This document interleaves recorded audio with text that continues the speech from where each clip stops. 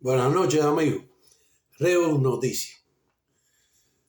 Hoy les traigo un artículo bomba que resumen, en realidad, dicho por un medio norteamericano de Hill, para que ustedes vean cómo está cambiando las cosas, y que responde a algunas personas que estábamos nosotros intercambiando opiniones en Facebook y que tenía una rusofobia terrible. Y yo le decía que Putin no era el malo, no era el único malo de esta película de Ucrania. Y ellos que no. Y este artículo que le voy a traer ahora y que les sugiero que por favor le den like, que compartan y que se suscriban para que la rusofobia que han implementado durante 10 años los medios de comunicación tragacionistas se le salga de la mente a un montón de personas. El artículo dice así, el artículo de The Hill: lamentablemente Trump tenía o tiene razón sobre Ucrania. Yo diría algo más. Trump y Putin tienen razón sobre Ucrania. El artículo dice lo siguiente: rara vez estoy de acuerdo con el presidente Trump, pero sus últimas declaraciones controvertidas sobre Ucrania son en su mayoría ciertas. Son ciertas todas, no hay controversia. Parece absurdo solo porque el público occidental ha sido alimentado con una dieta constante de desinformación. Oigan esto, una dieta constante de desinformación sobre Ucrania durante más de una década. Es hora de dejar las cosas claras sobre 3 puntos clave que iluminan por qué los ucranianos y el expresidente Joe Biden, no solo el presidente Putin, tienen una responsabilidad significativa por el estallido y la perpetuación de la guerra en Ucrania. En primer lugar, como ha documentado recientemente una abrumadora evidencia forense y como ha confirmado incluso el Tribunal de Kiev, fueron los militantes de derecha ucranianos quienes iniciaron la violencia en el 2014, que provocó la invasión inicial de Rusia al sureste del país, incluida Crimea. En aquel entonces, Ucrania tenía un presidente prorruso, Víctor Yanukovych, que había ganado elecciones libres y justas en el 2010, con un fuerte apoyo de los rusos étnicos de la parte del Donbass. En el 2013 decidió buscar la cooperación económica de Rusia en lugar de Europa. Ahí saltaron la alarma europea y empezaron a influir en esto. Como estaba planeado anteriormente, como ya estaba planeado que fuera con Europa y no con Rusia, las cosas se caldearon. Los activistas pro-occidentales respondieron con una ocupación principalmente pacífica de la plaza del Maidán, de la capital y las oficinas gubernamentales, hasta que el presidente finalmente ofreció concesiones sustanciales a mediados de febrero del 2014, después de lo cual se retiraron los manifestantes en su mayoría. Sin embargo, apoyado por Victoria Nuland, importante, sin embargo, justo en ese momento los militantes neonazis de derecha, aquí dice militantes de derecha, pero fueron los neonazis de derecha que dominaban la plaza, comenzaron a disparar a la policía ucraniana y a los manifestantes restantes. La policía devolvió el fuego a los militantes, que luego afirmaron falsamente que la policía había matado a los manifestantes desarmados. Indignado el pueblo por esta aparente masacre del gobierno, los ucranianos acudieron a la capital y derrocaron al presidente, que huyó a Rusia en busca de protección. Así mismo, eso fue una actividad bien armada por Estados Unidos, Victoria Nuland, McCain y todo eso que estaban allí en ese proceso. Putin respondió desplegando tropas en Crimea y armas en la región suroriental del Donbass, en nombre de los rusos étnicos que sentían que su presidente había sido derrocado de manera antidemocrática, como se dice, el golpe de estado del Maidán.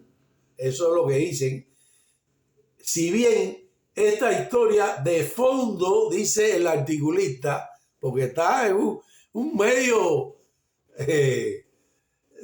norteamericano y que siempre ha tratado a Trump mal, dice, si bien esa historia de fondo no justifica la invasión de Rusia, la explica. Y explica que fue provocada. O sea, como tú no vas a justificar la invasión y está explicando que fue provocada por Occidente. En segundo lugar, el presidente de Ucrania, Volodymyr Zelensky, contribuyó a una guerra más amplia al violar los acuerdos de paz con Rusia y buscar ayuda militar y membresía en la OTAN, cosa que no podía suceder. Los acuerdos conocidos como Min I y Min II habían sido negociados bajo su predecesor, el presidente Petro Poroshenko, en el 2014 y 2015, para poner fin a los combates en el sureste y proteger a las tropas que estaban allí. Ucrania debía garantizar al Donbass una autonomía política limitada dentro de Ucrania. Rusia no quería al Donbass en ese momento. Dice, Ucrania debía garantizar al Donbass una autonomía política limitada para finales de 2015, que Putin creía que sería suficiente, y la no entrada de Ucrania en la OTAN, y que Ucrania no sirviera como base militar. Lamentablemente, Ucrania se negó durante 7 años a cumplir esos compromisos. Angela Merkel ya había dicho que esos compromisos se habían firmado solamente para facilitar que un tiempo para que Ucrania se armara.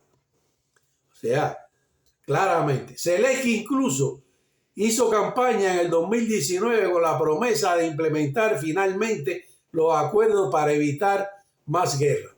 Pero después de ganar las elecciones, renegó de esto, aparentemente menos preocupado por arriesgarse a una guerra que por parecer débil a Rusia.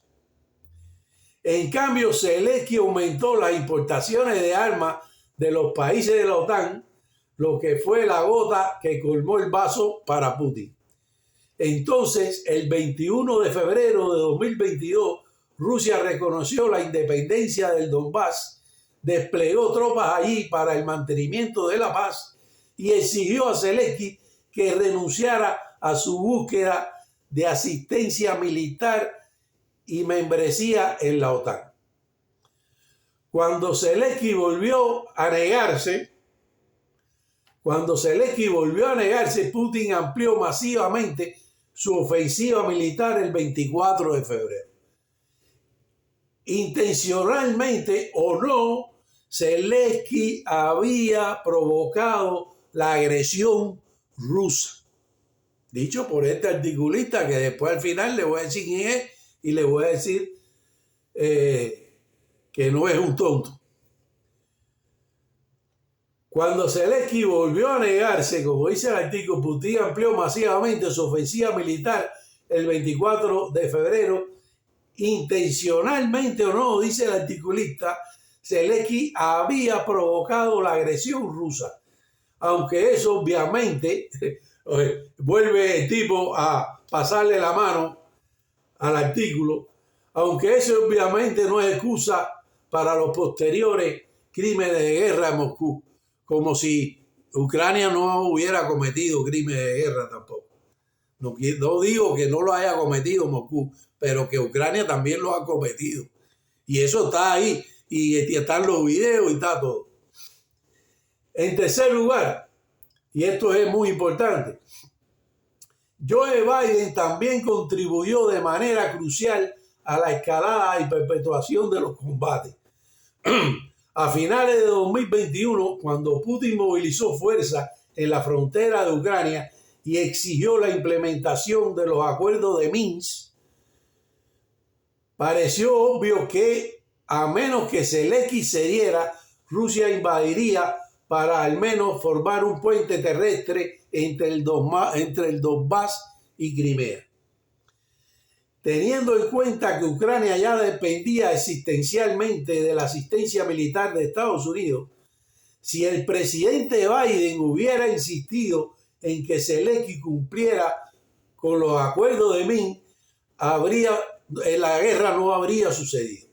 En cambio, Biden lamentablemente dejó la decisión a Zelensky y prometió que si Rusia invadía, Estados Unidos respondería rápidamente y decisivamente, lo que Zelensky interpretó como una luz verde para desafiar a Putin. Por eso yo le digo que Trump no quiere cargar con la derrota de esta guerra, que es una derrota de Biden y de la OTAN. Continúa el artículo. Si Trump hubiera sido presidente, probablemente no habría proporcionado un cheque en blanco, por lo que Zelensky no habría tenido más remedio que implementar los acuerdos de Minsk y evitar la guerra. Esa promesa envalentonó trágicamente a Zelensky para prolongar la guerra a la espera de una ayuda militar estadounidense eventualmente decisiva, que Biden luego se negó a suministrar por temor a una escalada nuclear. Parece que después se despertó del letargo y dijo, coño, pero estoy luchando contra la potencia más grande del mundo, nuclear. Se despertó. De esa manera, Biden generó falsa esperanza en Ucrania, perpetuando innecesariamente una guerra que ha matado o herido a cientos de miles. Solo en los últimos 2 años, durante los cuales la línea del frente se ha movido, dice el articulista, un 1%, equivocándose, porque se ha movido un 20%, Rusia domina un 20% de Ucrania. Las líneas básicas de un acuerdo para poner fin a los combates son obvias, incluso si los detalles aún no se han negociado, como Trump y Putin comenzaron a hacer en la llamada telefónica que ellos tuvieron de casi 2 horas. Rusia continuará ocupando Crimea y otras partes del sureste, mientras que el resto de Ucrania no se unirá a la OTAN, pero tendrá garantía de seguridad de algunos países occidentales. Eso no va a ocurrir tampoco. Porque Putin ha ido a la guerra para que la OTAN no esté en Ucrania. Por lo tanto, tropas de Reino Unido y de Francia no van a poder estar en Ucrania. Lo triste, según dice el articulista, lo triste es que tal plan podría haberse logrado hace al menos 2 años si tan solo el presidente Biden hubiera condicionado la ayuda militar a Zelensky negociando un alto al fuego. Sí, eso lo sabemos todos. Aún más trágico, cualquier acuerdo de paz que surja después de la guerra será peor para Ucrania que los acuerdos de Minsk y que los acuerdos de Estambul también, que Zelensky abandonó totalmente debido a sus ambiciones políticas y su ingenua expectativa del apoyo ilimitado de Estados Unidos. Un ingenuo. Este articulista se llama Alan J. Cooperman, es profesor de la Universidad de Austin, Texas, donde imparte cursos sobre estrategia militar y gestión de conflictos. O sea, no es un tonto. Ha retratado la verdad con algunas imprecisiones, pero ha dicho la verdad. Creo que después de dicho esto, a los rusófobos que hay por ahí, a los anti-Putin que hay por ahí, debían centrarse un poco más y ser un poco más imparciales. Y este artículo demuestra que no solo Putin es el culpable de lo que está pasando hoy en Ucrania. Y como siempre le digo, no me crean a mí, busquen la información, denle like, compartan y suscríbanse para que ayuden al canal. Nos vemos en el próximo video. Y acuérdense de compartir este video, que es totalmente importante. Gracias y nos vemos en el próximo video.